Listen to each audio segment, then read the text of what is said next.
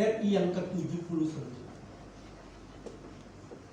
Kalau lihat angka 79, ingat almarhum bapak saya yang lahir 14 Juli tahun 45. Jadi sebelum Indonesia merdeka, 1 bulan sebelum merdeka, bapak saya lahir. Tapi almarhum bapak saya sudah meninggal tahun 2005. 79 tahun bukanlah usia yang muda, tapi juga belum tua-tua banget lah untuk sebuah bangsa. Kalau umur pasti sudah tua, tapi kalau bangsa tidak. Negara Amerika Serikat termasuk negara, slide-nya, termasuk negara yang sudah tergolong tua. Amerika Serikat tuh sekarang usianya sudah 248 tahun. Berdiri tanggal 4 Juli 1776. Jadi Indonesia belum terlalu tua, Amerika yang sudah tergolong tua. Nah, berdiri bangsa kita adalah Soekarno-Hatta. Ini saya ambil fotonya masih tergolong muda. Saat proklamasi kemerdekaan RI, usia Bung Karno itu 44 tahun. Sedangkan Bung Hatta 43 tahun. Lahir 1901 dan 1902. Ya kira-kira kurang lebih usianya kayak saya sekarang. Saya usianya antara 40 ke 50, tengah-tengah. Ada satu perkataan Bung Karno tentang pemuda yang viral ya, atau yang benar-benar menjadi membakar semangat. Di situ ditulis, beri aku 10 pemuda, niscaya akan kuguncangkan dunia. Luar biasa. Itu kata-kata yang benar-benar membangkitkan semangat. Dan saat ini saya akan berkhotbah dengan judul, karena temanya dikasih pemuda untuk bangsa, temanya yaitu pemuda yang mengguncangkan dunia. Katakan, pemuda yang mengguncangkan dunia. Pemuda yang mengguncangkan dunia. Nah, saya akan sampaikan satu cerita.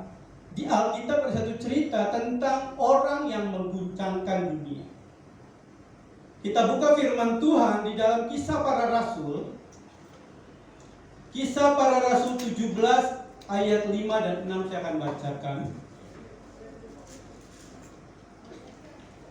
Tetapi orang-orang Yahudi menjadi iri hati, dan dengan dibantu oleh beberapa penjahat dari antara petualang-petualang di pasar, mereka mengadakan keributan dan mengacau kota itu. Mereka menyerbu rumah Yason dengan maksud untuk menghadapkan Paulus dan Silas kepada sidang rakyat. Tetapi ketika mereka tidak menemukan keduanya, mereka menyeret Yason dan beberapa saudara ke hadapan pembesar-pembesar kota sambil berteriak, katanya, orang-orang yang mengacaukan seluruh dunia telah datang juga kemari. Ayat ini menceritakan bagaimana Paulus dan Silas difitnah oleh orang-orang Yahudi yang iri karena pemberitaan tentang Mesias yang adalah juru selamat, yaitu Yesus Kristus. Dan banyak orang yang mendengarnya itu akhirnya menjadi percaya dan mengikuti Paulus dan Silas. Paulus dan Silas disebut pengacau seluruh dunia, atau orang yang menjungkir balikan dunia ya, atau mengguncangkan dunia. Padahal sebenarnya yang jadi pengacau itu bukan Paulus dan Silas, tetapi orang-orang Yahudi. Merekalah yang iri dan jahat ini yang harusnya disebut sebagai pengacau. Paulus dianggap sebagai pengacau. Kenapa?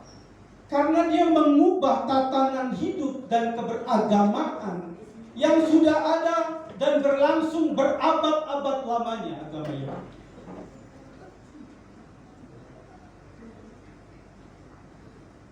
Paulus memberitakan jalan keselamatan di dalam Yesus Kristus itu mengguncangkan mereka.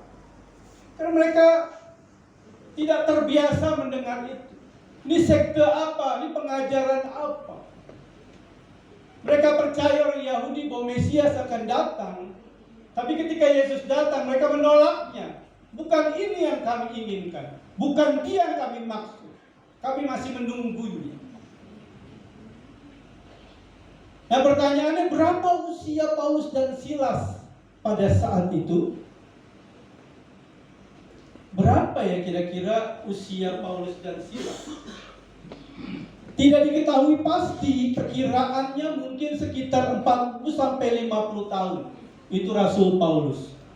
Dan Silas pasti lebih muda lagi, karena Silas itu adalah murid dari Rasul Paulus.